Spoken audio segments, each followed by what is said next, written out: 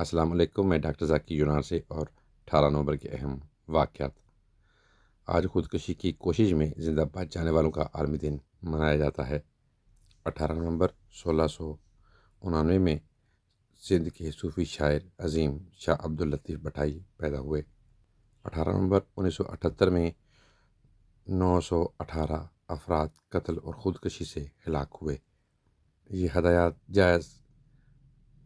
جاری کرنے والے شخص کا نام جم جونز تھا، جو خود کو پادری اور پیغمبر کہتا تھا، اور اس نے اپنے پیروکاروں کو حکم دیا کہ وہ خودکشی کر لیں یا زہر پی لیں۔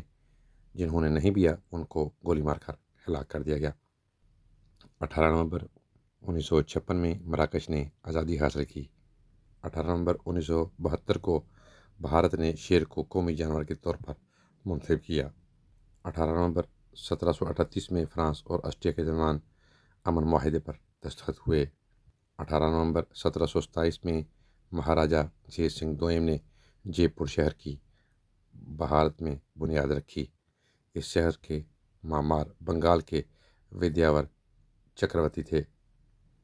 18 نومبر 1976 میں اسپین میں 37 سالہ آمریت کے بعد جمہوریت قائم ہوئی۔